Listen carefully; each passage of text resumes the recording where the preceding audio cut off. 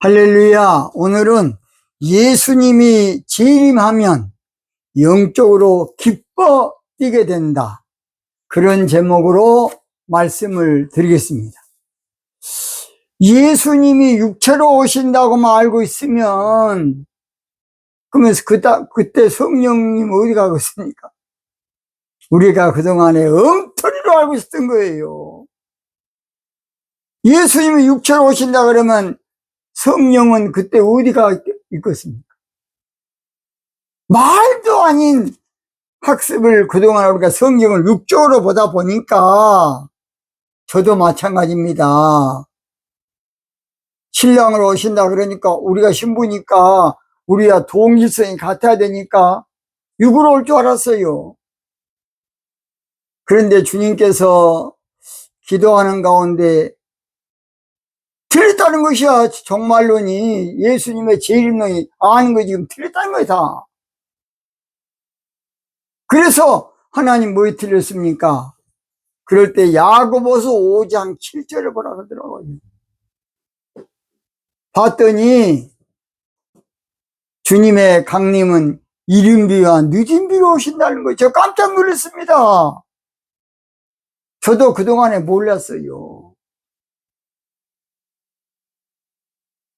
오늘 저는 지금 예수님이 재림하신 다음에 성령을 우리 가운데 오신 다음에 어떤 일이 나는가. 본문 이사야 35장 6절입니다. 그때에 저는 자는 사슴같이 뛸 것이며 벙어리 하는 노래하리니 이는 광야에서 물이 솟겠고 사막에서 시내가 흐를 것임이라. 결론은 성령님이 우리 가운데 오셔야 모든 것이 해결되는 것이에요. 그래서 이사야 32장 15절이 중요한 구절이에요. 한번 읽어볼게요. 빌경은 이에서부터 성신을 우리에게 부어주시리니 광야가 아름다운 밭이 되며 아름다운 밭을 살림으로 여기게 되리라. 필경은, 이 말은 결국에는 마침내 그런 뜻이에요. 결론은 하나님의 신이 임해야 모든 것이 아름다운 밭이 되고 아름다운 살림으로 모두 바꿔지는 것이에요. 근데 그동안 우리는 성령은 성령이고 예수님은 예수님이고 늘 그렇게 따로 이해했어요. 그런데 야고보 5장 7절 보니까 아하, 이른비와 늦은비 성령으로 오시구나. 저도 이제 알았어요. 여러분 가운데 혹시 저의 방송이 좀 이상하다 그러신 분은 언제든지 전화 주십시오. 이사야 35장은 그래서 늦은비 성령 강림으로 재림이 이루어지면 별천지가 된다 그 말, 영적으로. 사실은 이른비 성령은 파종하는 비기 때문에 결론은 늦은비 성령이 우리가 말하는 재림의 핵심이에요. 늦은비 성령. 왜냐? 늦은비 성령을 통해서 알곡 신부가 되기 때문입니다. 그래서 주님께서 늦은비 성령으로 우리 가운데 오게 되면 어떤 현상이 일어나느냐. 그때에 저는 자들이 사슴같이 뛸 것이며 벙어리의 혀는 노래하리니 이는 광야에서 물이 솟겠고 사막에서 시내가 흐른다는 것입니다. 한마디로 말해서 성령으로 주님 우리 가운데 오시면 주님이 다스릴 그 나라가 되면 사막이 꽃동산 된다 그 말이에요. 그래서 그때가 되면 그 말은 나팔절이 되면 그 말이야. 그러니까 재림의 결론은 사실은 늦은비 성령이에요. 이른비 성령은 교회 신앙을 태동시켜서 이방인 숫자 채우는 것이 목적이고, 이제 알고 추수하는 늦은비 성령이 중요한 것입니다. 그래서 소경의 눈이 밝아질 것이며 영적 귀머거리의 귀가 열리게 된다. 그래서 그동안은 종교적으로 종교 안경을 쓰고 모든 걸 보니까 영적으로 아무것도 모르는 거야. 종교 보청기를 딱 끼고 사니까 영적인 기머리가 된 거예요. 왜냐? 종교 관점밖에 모르니까. 이사야 35장 5절에 그때의 소경의 눈이 밝을 것이며 기머거리가 귀가 열릴 것이며 열려라 에바다가 온다 그 말이에요.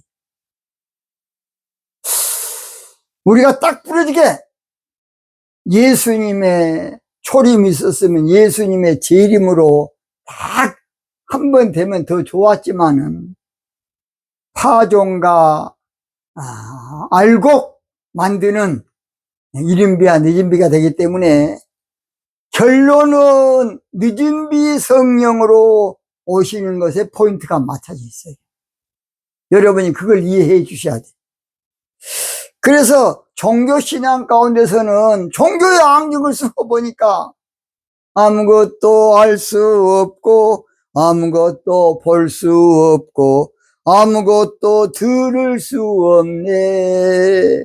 세상에서 방황하며 이리저리 헤매일 때 사랑하는 주님 만났네. 주님이 내 가운데 오시면 열려라 에바다 열려라 눈을 뜨게 하소서. 죄악으로 어두워진 나의 영혼을 나의 눈을 뜨게 하소서. 사실은 죄악으로 어두워진 거 아니라 종교신앙으로 어두워진 나의 영혼이에요. 자, 그래서 결국은 성령을 받는 것이 주님을 영접하는 것이고 맞이하는 것이고 성령을 받는 것이 주님을 모셔드리는 것이고 성령 받는 것이 예수님의 신부되는 가장 지름길이고 성령 받는 것이 모든 우리 전 인류 세상의 결론.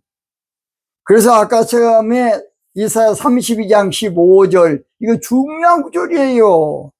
한번 다시 읽어볼게요. 필경은 결론은 그 말이야. 이에서부터 성신을 우리에게 부어주시리니 이 말은 우리가 성령을 받게 될 텐데 광야가 아름다운 밭이 되고 성령이 임해야 광야 같은 세상이 아름다운 밭이 되고 옥토가 되고 아름다운 밭을 살림으로 여기게 되리라 그랬어요. 여러분 이사야 32장 15절을 꼭 암송하시기 바랍니다. 자, 그래서 세상 나라 종교신앙에서 주의 나라 그리스도의 나라가 된 것이 바로 성령 받는 것이에요. 성령 받는 것이 얼마나 중요했으면 우리를 위해서 십자가 고난당하신 주님이 부활하셔서 숨을 내쉬면서 성령 받아라 종교생활 하라 그러지 아니하고 그렇게 중요한데 그걸 쉽게 하라 그냥. 우리 장로교에서는 더욱이 또 칼빈주의이기 때문에 칼빈은 경건을 강조, 경건. 그래야 카톨릭을 뒤엎으니까. 이게 성령에 대해서 부족해요. 그래서 성령 우리 가운데 오시는 것이 주님의 나라가 이루어지는 것이에요. 자, 오늘 저는 본문 말씀을 통해서 예수님이 재림하면 영적으로 기뻐 뛰게 된다는 제목으로 말씀드립니다. 첫째, 그때에 저는 자는 사슴같이 뛸 것이며 그때에 그 말은 나 8절에 그 말이에요. 이때에 오늘날 다 나팔절을 말해요. 그래서 그때는 나팔절로서 나팔절의 이 사슴은 영적으로 고귀한 신부를 상징해요. 뭘 상징한다? 영적으로 고귀한 신부 성도를 상징한다고요. 하박국 3장 19절에 주 여호와는 나의 힘이시라 나의 발을 사슴과 같게 하사 나로 나의 높은 곳에 다니게 하시려다. 이 노래는 영장을 위하여 내 수금에 마친 것이다 그랬어요. 그래서 신부가 된다 그 말이에요. 사슴같이 뛴다는 말은. 그 다음에 뛴다는 말은 영적으로 물 만난 고기처럼 기뻐 뛰며 주를 보게 된다 그 말이에요. 성령이 우리 가운데 임하면 영적으로 기뻐 뛰며 주를 보게 돼. 이제 문제는 성령을 받기는 받았는데 종교신앙의 그늘 아래 살기 때문에 성령에 대해서 빛을 발하지 못해. 종교신앙에 눌러보니까. 그러니까 영적 생활한 것은 문제 아니야. 찬송만 주와 같이 길 가는 거 즐거운 일 아닌가. 찬송만 그렇게 부르지. 주님과 함께 걷는 이 신앙에 이것이 잘 안 돼 있어요. 찬송 부를 때는 내가 매일 기쁘게 술래의 길 행하면 그렇게 찬송만 불렀지. 종교 그늘 아래 있으니까 영적 생활하는데 이게 잘 안 되는 것이에요. 그러나 나팔절이 되면 종교적인 세상이 영적 세상으로 바꿔져 버려. 앞으로 그래서 중요한 것은 성령 충만하게 생활할 수 있는 신앙생활 할 수 있는 이제 그 운동이 일어나게 될 것입니다. 그래서 아무쪼록 오늘 저희들은 성령을 충만히 받고 기뻐 뛰며 주를 보는 우리 영혼이 그런 신앙으로 바꿔야 될 줄로 믿습니다. 두 번째, 벙어리의 혀는 노래하리니. 벙어리의 혀, 벙어리 혀. 혀라는 말에 영적으로 방언을 말해요. 방언을 말한다고요.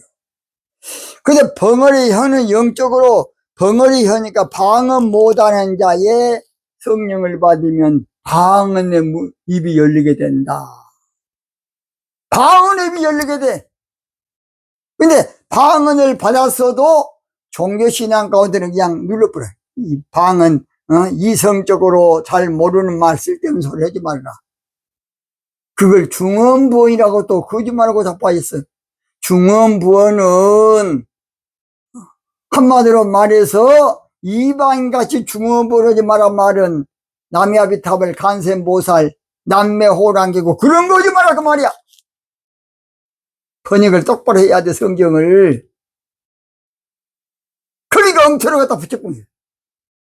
참으로 안타까워요. 그래서 나팔절이 되면 방언이 일반화가 될 겁니다. 방언. 어떤 사람은 방언은 이단이다 그래. 우리 하나님께서는 초대교회에 가장 먼저 방언 은사를 줬어요. 원시교회는 방언하는 교회야. 에클레시아는 방언하는 교회라고. 교회가 점점 세속화되고 오염되니까 슬쩍이 다 사라졌던 거예요. 방언이 이단이라 그러면 성경대로 하면 방언 안 한 새끼가 이단이지. 교회론적 이단. 먼저 교회론적. 초대교회 방언이 없었으면 초대교회 아니야. 에클레시아 교회는 방언하는 공동체야. 아무것도 모르는 자식들이 사도행전 2장은 외국 언어를 하나? 또는 갈릴리 사람들의 한마디로 말해서 사투리일 것이다. 그러면 갈릴리 사투리 듣고 사람들이 깜짝 놀랍니까? 갈릴리 사투리 듣고 하나님의 큰 일을 말한다고 저 정신병자들이 많아. 사투리 들었다고 하나님의 큰일이 말했어? 말도 아닌. 그래서 방언을 지역 언어다 그래. 그러면 갈릴리 다 사람들인데 거짓말을 하고 있어. 방언하는 소리를 듣고 다 깜짝 놀란 거예요. 의혹하여 가로되 이거 뭔 일이냐. 이사야서의 학자의 혀를 말하고 학자의 머리라 하지 않냐고, 학자의 지혜라 하지 않냐고. 그 말은 무슨 말이냐? 영적 박사가 되려면 방언을 받아야 돼. 앞으로는 방언에 대해서 제가 많이 또 할 겁니다. 그래서 나팔절이 되면 성령을 받으니까 방언의 은사가 보편화돼. 방언 기도가 보편화되고. 그래서 오늘 저희들은 방언의 은사는 대단히 중요한 것이에요. 고전 14장 5절에 하나님 우리가 방언 받는 게 소원이야, 소원. 다른 은사는 다 금해도 방언은 금하지 말아라. 성경에 딱 못을 받고 있어. 근데 그만 목사가 있어. 저 정신 빠진 놈이. 제가 사실은 옛날에 영락교회를 다녔습니다만은 우리 한경임 목사님이 다른 건 다 좋은데 프린스턴 신학하고 하면서 방언을 못 받은 거야, 이 어르신이. 그러니까 방언을 도외시해. 제가 새벽기도 와서 그냥 앞에서 막 방언을 하면 한경임 목사님이 끝나고 웃으면서 최군, 뭔 방언을 이렇게 열심히 하냐고. 나는 글들이 말 일부러 그냥 우리 한경임 목사님 빌라고 그냥 와르겠어요, 막 하면 그 당시에 최 장로님이라고, 최창근 장로님, 기도원 협회 회장이야. 총재. 그 양반이 점심 먹으면서 최군은 뭔 방언을 새벽기도 때 그렇게 열심히 하고 있냐고 그러시더라고요. 그래서 핍박을 좀 받아가면서 제가 방언의 은사를 많이 썼어요. 세 번째, 이는 광야에서 물이 솟겠고 사막에서 시내가 흐를 것임이라 그래서 마지막으로 예수님의 재림 성령으로 우리 가운데 오시면 은혜가 넘치게 돼. 나팔절이 되면 종교 세상에서 영적 세상으로 바꿔짐으로 은혜가 넘치게 돼. 근데 지금은 은혜는 받았어도 종교 신앙 가운데 있기 때문에 그냥 눌러버려. 그러니까 은혜 받는 것이 조금 도외시 되고 깊이 되고 예면되는 거예요. 그러나 나팔절이 되면 이제 은혜의 시대가 돼. 그래서 광야에 물이 솟겠고 사막에서 시내가 흐를 것이다 그랬어요. 그래서 성령을 받으면 우리 심령 가운데 은혜가 넘치게 돼.